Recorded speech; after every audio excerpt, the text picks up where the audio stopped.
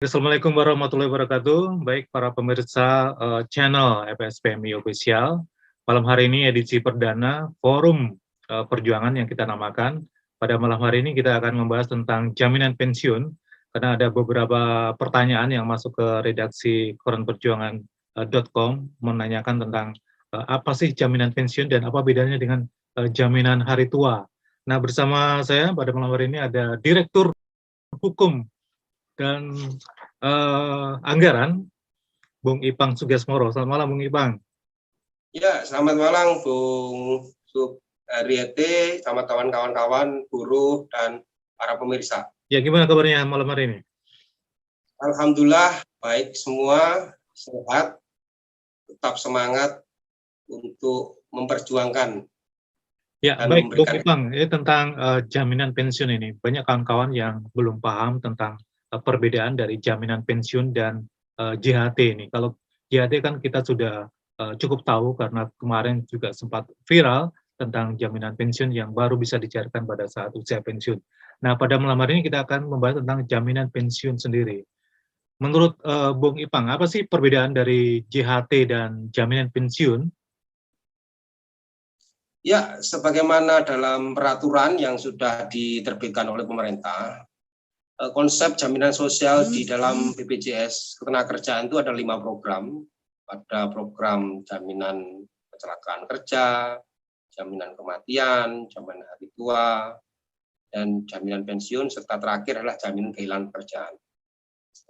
Dari ketiga program itu, jaminan pensiun itu baru mulai pada 1 Juli 2015 berdasarkan peraturan Presiden nomor 4, peraturan pemerintah, maaf, nomor 45 tahun 2015. Jadi baru mulai, karena program lain berjalan pada 2014, jaminan pensiun baru berjalan pada 2015.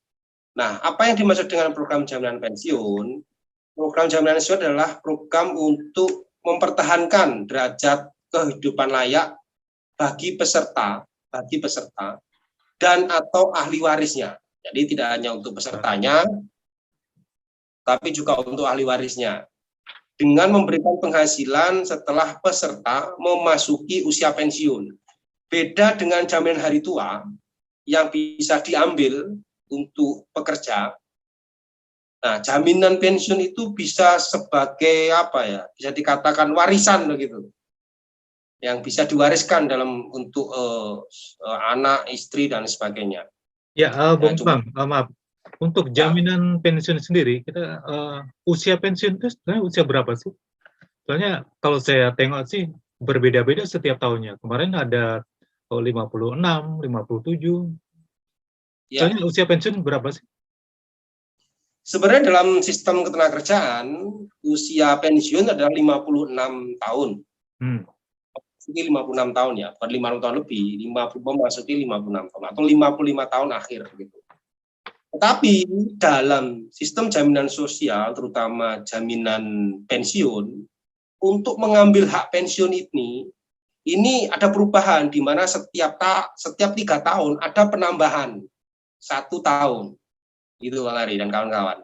Jadi apabila setiap 3 tahun itu usia pensiunnya bertambah setahun gitu maksudnya? Bertambah setahun. Sampai usia berapa itu kalau boleh tahu nih? 65 tahun. Sampai 65 tahun. 5 tahun. Oh, jadi kalau sekarang untuk tahun 2015 itu 56 tahun, kemudian tahun 2018 57, berarti sekarang tahun 2022 itu 58 tahun, betul? Ya, betul. 58 tahun. Baru bisa dicairkan. Gitu. Kalau di JHT itu kan bisa dicairkan setelah berhenti bekerja atau cacat total atau meninggal dunia kan begitu. Tapi jaminan pensiun ini dicairkan sesuai dengan usia tadi. Makanya belum tentu orangnya itu masih hidup pekerjanya kan begitu. Jadi itu untuk ahli warisnya. Bisa dikatakan seperti itu, Bang Hari. Oke, untuk ini Bung Ipang tentang kepesertaan ini kan untuk iuran sendiri 1% kan kita tanggung sepanjang tahun saya, kemudian 2% dari pemberi kerja. Nah, Ya. Untuk pekerja informal sendiri, sampai saat ini apakah bisa untuk ikut program jaminan pensiun sendiri? Untuk sementara ini, jaminan pensiun hanya untuk pekerja formal ya, tidak untuk pekerja informal, karena mungkin regulasinya masih belum mengatur untuk hal itu. Karena di situ ada basis upah minimal dan juga pertanggungjawaban dari pihak pemberi kerja gitu. Kalau outsourcing itu kan masih tentatif, waktunya tentu dan sebagainya. Jadi mungkin itu yang dipandang belum bisa diaplikasikan dalam program jaminan pensiun. Ya, Gitu, Pak. Bung Ipang, tentang manfaat tentang jaminan pensiun ini. Kalau kita lihat dari Peraturan Pemerintahan Nomor 45 Tahun 2015 ini kan ada beberapa yang disebutkan di sana. Dan salah satunya Ya, memang di situ dijelaskan tentang manfaat eh, apa namanya, jika setelah kita memasuki usia pensiun. Nah, apa saja sih manfaat dari jaminan pensiun sendiri kalau menurut PP 45 tahun 2015 ini? ya. Sebenarnya manfaat pensiun ini tadi sudah singgung. Manfaat Ya. pensiun itu ada untuk bapak, untuk suami atau istri peserta, untuk 2 orang anak atau orang tua. Jadi bukan berarti semuanya ya, satu persatu. Apabila peserta masih memungkinkan, maka peserta akan mendapatkan. Apabila peserta sudah meninggal atau ya meninggal, artinya maka bisa dialihkan ke istri atau suami yang sah.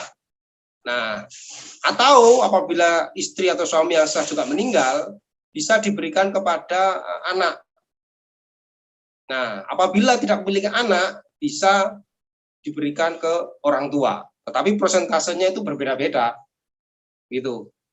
Mari. Oh, oke. Salah satu manfaat jaminan pensiun seperti yang tadi disebutkan kan memang kita akan menerima pensiun setiap bulannya gitu kan. Kalau misalnya jaminan hari tua itu kan sekaligus. Nah, Ya, ya, terus besarannya itu seperti apa, Bung Ipang ini? Apakah ada regulasinya? ya, Setiap bulan itu yang kita terima, yang berhak kita terima itu seperti apa? ya. Nah, ada 2 metode, di mana metode pertama itu adalah kepesertaan belum menyampai 15 tahun. Jadi peserta mendaftarkan dalam program jaminan pensiun itu, didaftarkan oleh perusahaan, belum mencapai 15 tahun. Maka semua akumulasi iuran akan diberikan ke peserta pada waktu usianya sudah terpenuhi. Nah, apabila sudah lebih dari 15 tahun kepesertaan, maka pekerja akan mendapatkan rutin tiap bulan.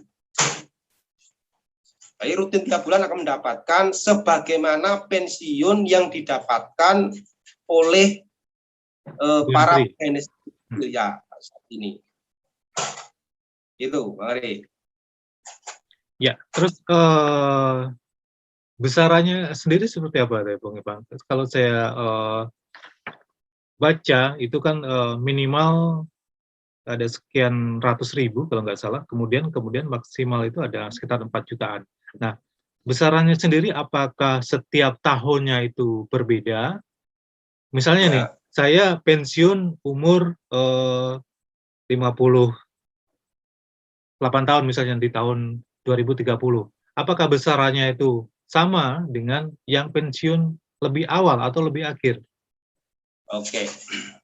Jadi begini, manfaat pensiun paling sedikit ditetapkan memang sebesar 300.000 setiap bulan, dan biasanya diberikan setiap 3 bulan. Aneh kan? Bukan tiap bulan.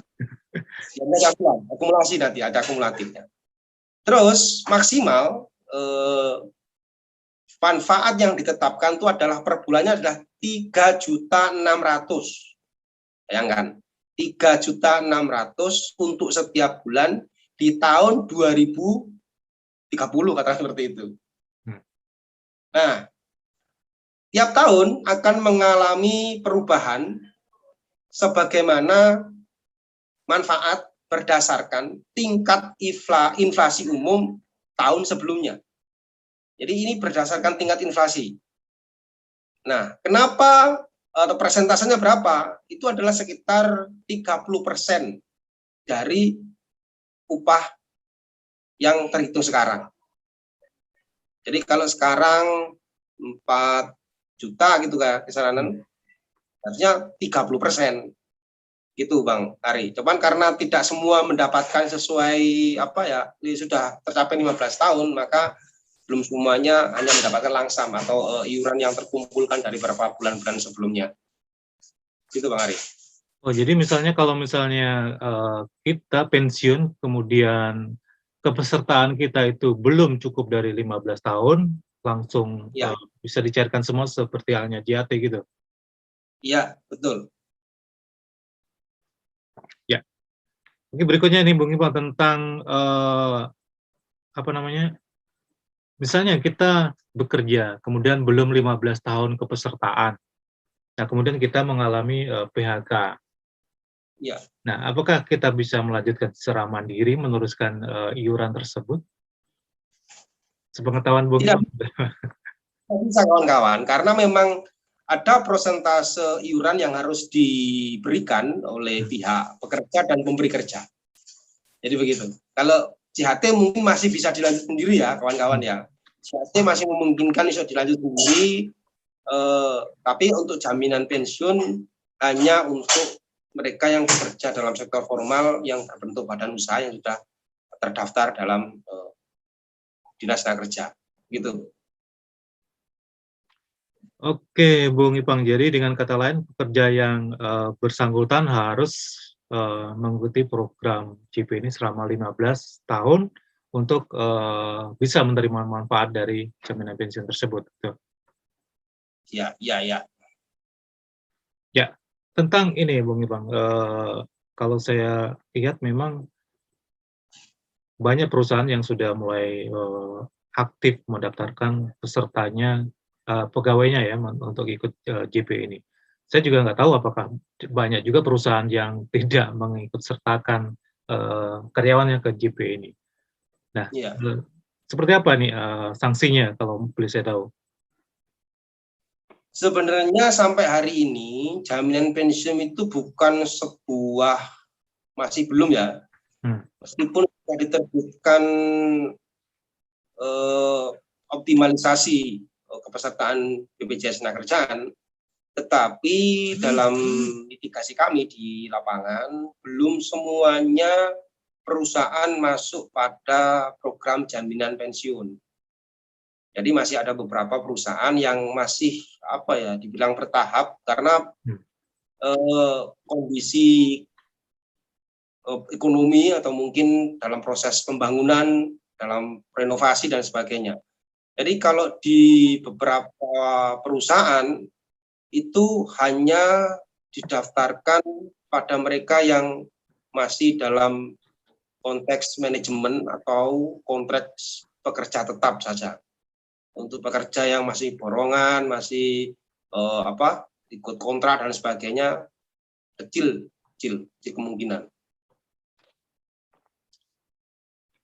Oke, baik kawan-kawan, demikianlah perbincangan kita pada malam hari ini tentang jaminan pensiun. Jadi bagi Anda yang masih bingung, teman-teman yang masih bingung tentang jaminan pensiun, mudah-mudahan penjelasan Bung Ipang tadi dapat memberi sedikit pencerahan kepada teman-teman semuanya yang ada di channel FSPMI Official ini, dan mudah-mudahan dapat bermanfaat bagi kita semuanya.